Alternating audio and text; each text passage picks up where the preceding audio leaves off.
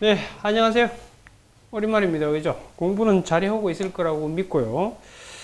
자, 예고한 반대로 오늘부터는 이제 여러분들 그 출제 가능성이 있는 약술 문제를 선정해가지고 정리하는 시간을 갖게 될 겁니다.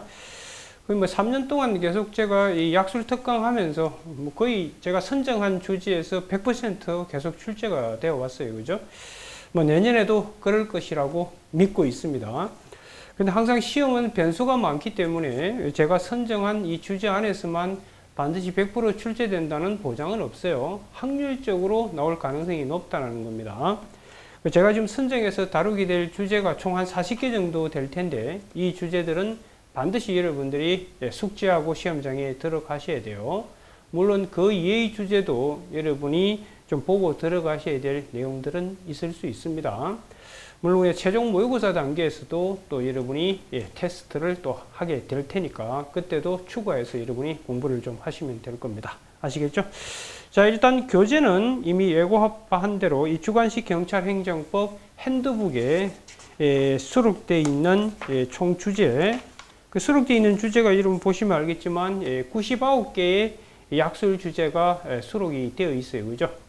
이 교재를 갖고 이제 강의를 진행할 겁니다. 이 교재에 수록된 99개 주제 중에서 제가 보기에 내년 시험에 출제 가능성이 높은 순으로 총 40개를 선정을 했어요. 그 40개를 가지고 이번 강의를 진행하게 될 겁니다. 아시겠죠?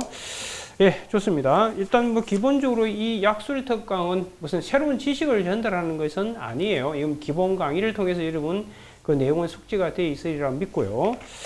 자, 그러면 본격적으로 강의에 들어가도록 하겠습니다. 자, 먼저 첫 번째 제가 선정한 주제는 7페이지에 있는 그 법치행정의 원칙, 이 부분을 다루도록 할 겁니다. 이걸 선정한 이유는 아시다시피 이번 행정기본법에 이 법치행정이 명문화돼서 들어왔죠. 그렇기 때문에 출제 가능성이 충분히 있어 보입니다. 아시겠죠? 자, 먼저 칠판을 잠시 한번 보실래요? 자, 법치행정의 원칙인데 전체적인 목자 흐름을 거시적 사원에서 여러분이 일단 딱 정리가 되어 있으셔야 되고요. 그 다음 그 기본적인 목차 안에서 중요한 핵심 키워드를 중심으로 정리하는 습관을 갖도록 하시기 바랍니다. 자, 먼저 법치행정. 이게 이제 행정법의 가장 중요한 기본 근간이죠. 그죠? 사실 행정법은 이 법치행정을 중심으로 돌아가고 있다는 거 아실 겁니다. 그래서 먼저 서술 파트에서 법치행정이 뭔지 당연히 써야 되겠죠. 그죠? 그리고 이 근거 부분 쓰실 때에 이번 행정기본법 8조가 들어왔죠. 그죠? 행정기본법 8조. 이 8조를 반드시 명시하시기 바랍니다. 그 다음에 이제 법치가 진행되는 역사에 대해서도 간단히 기술하면 좋습니다. 교수님들의 기본서에 언급이 되어 있기 때문에 그 전체적인 흐름이 시민적 법치에서 형식, 실질로 넘어왔다. 이걸 간단히 기술할 수 있도록 하시기 바랍니다. 그 다음 이제 가장 중요한 포인트는 결국 내용이죠. 법치 행정이 뭘 갖고 움직이고 있느냐. 그 세 가지라는 거 아실 거예요. 그죠?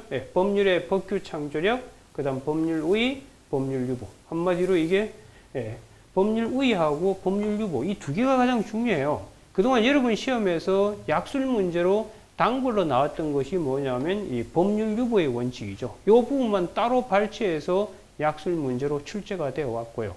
그리고 여러분 그동안의 출제 스타일을 보면 한번 출제됐던 약술 문제는 반복해서 나오고 있지 않습니다. 그렇기 때문에 이 자체를 직접 묻지 않고요. 아마 묻는다면 법치행정의 원칙을 약술하는 형태로 출제될 가능성이 있다는 거예요. 아시겠죠? 그래서 이 세 가지 반드시 정리해 두도록 하시고요. 그 다음 이제 이 법치행정에서 기본적으로 그 다음 논의하셔야 될 게 항상 이거 기억나시죠? 제가 법치행정하면 여러분 우, 유, 통 기본 강의 때 기억나실 겁니다. 법률의, 법률유보, 사법통제 이 세 가지가 법치행정을 구성하는 기본 근간이다 이렇게 얘기했던 거 기억나실 겁니다. 그래서 이게 보면 통 들어가 있죠. 이게 우유통. 그죠? 요 세 가지. 그런데 법대로만 할 수 없는 그런 또 한계의 선상에 있는 것들이 있다라는 걸 기억하셔야 돼요. 한계. 요 네 가지는 반드시 기억하세요. 행정입법, 그 다음 재량, 판단여지, 특별권력관계, 통칭. 요 네 가지. 아시겠죠? 그래 놓고 이제 마지막 결여. 이렇게 해서 이 법치행정 원칙이 출제됐을 때 요 각도 속에서 답안을 쓸 수 있도록 하시기 바랍니다. 자, 그러면 여러분 교재에 들어있는 내용을 같이 한번 보도록 합시다. 자, 7페이지 보시면 자, 서술해 보세요. 의의되어 있죠? 그러니까 이제 법치행정이 뭔지 여러분 개념을 답안에 쓰셔야 되잖아요. 키워드는 먼저 법의 근거, 그 부분 체크하셔야 되겠죠. 그죠? 그래서 법에서 정한 범위와 한계 내. 그 법의 근거, 이게 바로 법률 유보겠죠. 그죠? 그 다음 법에서 정한 범위와 한계 내. 이게 바로 법률 우위 문제가 되겠죠. 그 다음 이제 세 번째 줄에 권익구제를 위한 제도가 보장. 이게 바로 행정통제제도의 확립이 되겠죠. 그죠? 그래서 여러분 아시다시피 이게 사실은 법치행정의 하나의 요소이죠. 이 요소를 합치면 사실 개념이 되는 거예요. 이해가 되셨죠? 그리고 이제 법치가 나온 이유는요. 당연하죠. 그동안 주먹으로 국민을 다스리다가 이제 법에 의해 다스리게 되면 어떨 때 국민이 얻어 터지는지 예측이 가능하잖아요. 그죠? 그래서 거기에 보시면 행정의 예측 가능성 제고. 그러다 보면 법에 따라서 해야 되기 때문에 기분 내키는 대로 행정을 할 수 없겠죠. 그래서 자의를 방지하게 된다. 이런 표현을 쓰는 겁니다. 그러면 결론적으로 국민의 기본권이 보장이 되겠죠. 그걸 이제 어휘 파트에서 여러분이 간단히 기술하시기 바랍니다. 아시겠죠? 자, 그 다음에 이제 근거로 오셔가지고요. 근거는 이번 행정기본법 8조에 이 법치행정이 명시적으로 규정되고 있다. 이걸 반드시 답안에 현철할 수 있도록 하시기 바랍니다. 그리고 이 행정기본법 8조에서는요, 이 법치의 내용 중에서 요 두 가지만 기술하고 있어요. 요 두 가지. 요것도 준용을 하시기 바랍니다. 됐죠? 자, 그 다음 이제 로마제 이번에 보시면 법치주의의 역사적 발전이라고 되어 있을 거예요. 그죠? 처음에 법치가 스타트로 나온 게 뭐냐면 바로 이거. 어디 갔죠? 여기. 시민적 법치. 여기서 시작된 겁니다. 시민, 그 다음 형식, 그 다음 실질. 이렇게 진행되어 왔다라는 거. 근데 형식, 실질은 뭔지 아시죠? 이건 악법도 법이고, 법이 있으면 무조건 지켜야 된다. 이게 법치로 이해했던 거죠. 그런데 실질은 법의 내용까지 고려하는 거죠. 악법은 법이 될 수 없고, 그 악법의 근거에서 행정했다 해서 그게 법치가 될 수 없다. 그렇게 한 것이 실질법치죠. 오늘날은 실질법치라는 건 여러분 알고 있을 거예요. 그죠? 그래서 그 법치주의 역사적 발전에서 두 번째 줄에 시민적 법치주의, 그 다음 줄에 형식적 법치주의, 그 다음 줄에 실질적 법치, 여기에 키워드겠죠. 그걸 딱딱 체크해서 정리를 해 두시기 바랍니다. 자, 그 다음 이제 로마자 3번에 보시면 법치 행정의 원칙에 내용되어 있죠. 법률의 법규 창조력, 그 다음 법률의 법률 유보, 이 세 가지가 기록되어 있죠. 그죠? 그래서 이 글자 그대로 법규는 법률이 만들어라 이거죠. 그럼 법률은 누가 만들죠? 국회가. 결국은 국회가 법규를 만들어야 되지 행정부가 법규를 만들지 말라는 거죠. 그죠? 그게 이제 법률의 법규 창조력이죠. 물론 행정부도 국회로부터 위임, 즉 법률로부터 위임 내지 수권을 받았다면 그때는 가능할 수 있겠죠. 그래서 그 법률의 법규 창조력에 보시면 첫 번째 줄에 행정부는 법률의 수권이 없는 한 스스로 법규를 창조하지 마라. 이게 이제 법률의 법규 창조력이죠. 그죠? 그리고 헌법 제40조에서 그걸 밝혀놓고 있습니다. 그래서 이 법은 국회가 하라는 거죠. 그럼 행정부는 이 법규, 법을 만들지 말라는 거죠. 그럼 누가 허락하면, 국회가 허락하면 할 수도 있다. 그렇게 딱 체크하시면 돼요. 그 다음 이제 두 번째, 법률 우위죠. 이거는 글자 그대로 행정할 때 법에 위반하지 말아야 되죠. 그리고 오늘날은 또 법치는 실질적 법치이기 때문에 헌법에 부합하는 법에 위반하지 말아야 되는 겁니다. 그죠?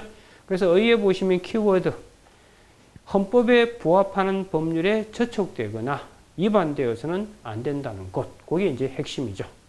그리고 법률 유보와 법률 우위 할 때 이 법은 아시다시피 여러분 성문법도 들어오고 불문도 들어온다는 거죠. 반면에 법률 유보 원칙 할 때 이 법률은 이건 여러분 아시다시피 불문은 들어오면 안 된다는 거 기본 시간에 다 배우셨을 겁니다.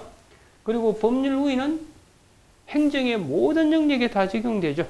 반면에 법률 유보는 어느 영역까지 법률 유보를 적용할지에 대해서 견해 대립이 있다. 그래서 학설 대립이 그동안 있어 왔던 거 기억나실 거예요. 그죠? 뭐 침해 유보설부터. 그런데 이번 행정기본법에서 그 많은 학설들 중에서 중요사항 유보서를 입법화했다는 점도 여러분이 눈여겨봐 두셔야 됩니다. 그래서 일단 법률 우위 원칙에 보시면 그 적용 범위에서 행정의 전 영역의 적용, 그거 딱 체크하시면 되고요. 그 다음 위반의 효과, 당연히 여러분 행정을 할 때 법률 우위에 위반해서 행정 작용하면 당연히 위법이겠죠. 그럼 그 위법은 여러분 아시다시피 그 정도에 따라서 취소 사유와 무효 사유가 있다고 배우셨을 겁니다. 그죠? 그리고 여러분들 행정행위의 경우에는 하자가 있으면 아시다시피 여러분 행정행위는 하자가 있으면 취소 사유도 있고 무효 사유도 있겠죠. 그죠? 왜냐하면 행정행위에는 공정력이라는 게 있기 때문에 공정력과 취소 사유는 연결된다 이렇게 배우셨을 거예요. 그럼 공정력이 없는, 즉 행정행위가 아닌 것들, 예를 들어서 뭐 공법상 계약이라든지 이런 거, 그 다음 행정입법 이런 것들은 공정력하고 관계없기 때문에 여기엔 하자가 있으면, 즉 위법이 있으면 이건 취소 사유라는 건 없고 무효 사유만 있다 이렇게 배우셨을 거예요. 그죠? 그래서 그 위반의 효과를 그렇게 구분해 놓은 겁니다. 그래서 무효와 취소되어 있잖아요. 그래서 이 법적 효과는 행정의 행위 형식에 따라 다르다라고 제가 적어놨죠. 따라서 법규 명령 같은 이런 법, 이 법일 때는 무효 사유밖에 없고요. 반면에 행정행위는 취소 사유와 무효 사유 이 두 개가 있을 수 있는 거고요. 공법상 계약, 이건 행정행위가 아니죠. 그러니까 하자가 있으면 무효밖에 없겠죠. 그렇게 딱 정리하시면 돼요. 그 다음 권리구제야. 당연히 법률 우위에 반해서 행정작용해서 국민이 권익이 침해받았다. 그러면 당연히 행정행위라면 항고쟁송을 통해서 다투면 되겠죠. 그리고 손해배상을 통해서 구제받을 수 있고요. 그 다음 이번 행정기본법에 이의신청제도와 처분의 재심사제도가 들어온 거 있죠. 이건 물론 여러분 내년 시험에서는 이건 답안에 안 쓰셔도 무방해요. 왜냐하면 이 조문의 효력은 2023년 3월 24일부터 효력이 발생하니까 여러분 내년 시험은 1월 달에 있을 거잖아요. 그죠? 하지만 이게 지금 행정기본법에 들어와 있다 이렇게 소개하면 플러스 점수를 받을 수 있을 거예요. 아시겠죠? 그걸 안 썼다 해서 이건 감점 대상은 절대 될 수가 없습니다. 자, 그 다음 9페이지 오시면요. 그 3번의 법률 유보의 원칙이죠. 이거 뭐 행정 작용할 때 이제 법에 근거 있어야 된다는 거죠. 따라서 의 파트에서 키워드에 개별적인 법률의 근거, 그게 키가 되겠죠. 그죠? 그 다음 이제 법률 유보 원칙에서 의 파트에 하나 더 쓰신다면 근거도 추가하면 좋아요. 이 근거 부분을 여기서 제가 쓰지 않았습니다만 그 11페이지에 보시면 그 세 번째 주제에서 그 법률 유보 원칙 있죠? 거기에 보시면 로마체 2번에 근거 있죠? 이 부분을 옮겨서 쓰면 좋습니다. 아시겠죠? 그 다음 이제 적용 범위에 대해서는 그동안 학술 대립이 장하게 있어 왔었잖아요. 그죠? 뭐 침해 유보설부터 쭉 있어 왔었지만 이건 간단하게 진짜 처리하시면 돼요. 처리하시고 행정기본법 8조가 이 학설들 중에서 중요사항 유보서를 입법화했다는 거 그거 소개하시면 됩니다. 그래서 결국은 침해 플러스 그 밖에 중요 영역일 땐 법에 근거 있을 때만 행정작용을 해야 되겠죠. 그죠? 그 다음 위반의 효과는 방금 보셨던 법률 우위에 반해서 행정작용했을 때와 똑같은 내용이니까 그대로 보시면 될 겁니다. 그 다음 이제 복차에 보시면 행정통지제도 확립. 그래서 우유통이 될 테니까요. 그죠? 그래서 우리가 법치가 행정이 되려면 법대로 행정을 해야 되는데 법을 안 지키고 행정했을 때 그에 대한 통제 제도가 없다면 법을 누가 지키겠어요. 그죠? 그래서 이 통제 제도가 들어오게 될 겁니다. 그래서 그 부분에서 두 번째 줄에 9페이지 침해된 국민 권익을 구제해주는 제도가 보장이 돼 있어야 이게 제대로 된 법치가 작동하겠죠. 그죠? 자, 그 다음 이제 법대로 할 수 없는 일정한 또 한계가 있더라는 거죠. 이거 반드시 답안에 쓰셔야 돼요. 총 4가지 주제를 답안에 쓰셔야 됩니다. 그래서 법치행정원칙 한계에서 아까 이런 말씀드렸다시피 법은 국회, 즉 법률을 통해서 법규를 만들어야 되는데 오늘날은 행정부 자체에서도 많은 법이 만들어지고 있죠. 그 이유는 기본적으로 국회가 일정한 한계가 있기 때문에 그래요. 그리고 전문 분야들이 많이 늘어나기 때문에 국회의원들이 그런 전문 분야까지 커버하기가 쉽지가 않잖아요. 그죠? 이런 행정입법의 정대 때문에 이런 법치행정의 원칙의 한 내용인 법률의 법규 창조력 이게 약간 위협받고 있는 거 아닌가 이런 문제가 대두될 수 있는 거예요. 아시겠죠? 그래서 행정입법의 정대 거기에서 의회의 입법 능력의 한계 때문에 빚어진다. 그거 하나 체크하시고요. 그 다음 재량과 판단여지 배우셨을 거예요. 그죠? 그럼 재량이 주어져 있을 때는요. 재량의 한계 내에서 행정부가 알아서 선택할 수 있죠. 그렇다면 그건 위법이 되지 않고 사법 통제를 받지 않게 되는 거예요. 이게 통제를 안 받게 되는 그런 자유 영역이 있죠. 그 다음 이제 요건과 관련해서 불확정 개념은 기억나죠? 불확정 개념이면서 뭐 전문 분야인 경우 판단 여지, 그렇죠? 그래서 일정한 한계를 넘지 않는다면 그 안에 있을 땐 사법 통제가 되기 어렵겠죠, 그죠? 그런 한계가 있다는 거. 그다음 이제 특별 권력 관계는 이미 배우다시피 여러분 과거에 전통적 특별 권력 관계 하에서는 법치가 적용 안 됐던 시대가 있었죠. 그런데 오늘날 이게 극복됐다는 거 뒤에서 꼭 배우게 되겠죠. 그죠? 이미 배우셨고요, 여러분이. 근데 이게 극복이 됐기 때문에 두 번째 줄 오늘날은 법치가 적용되는 것으로 본다는 점 그거 체크하시고요. 그다음 통치행위는 이미 여전히 오늘날도 통치행위에 해당하면 우리 판례도 그렇고 다수의 입장도 사법 통제가 되기 어렵죠. 그죠? 그래서 예외 현상이다. 꼭 기억하시면 돼요. 자, 결의에서는 두 가지 딱 체크하셔야 돼요. 기본적으로 이 법치행정의 원칙은 행정법의 근간이라고 제가 얘기를 했었어요. 그죠?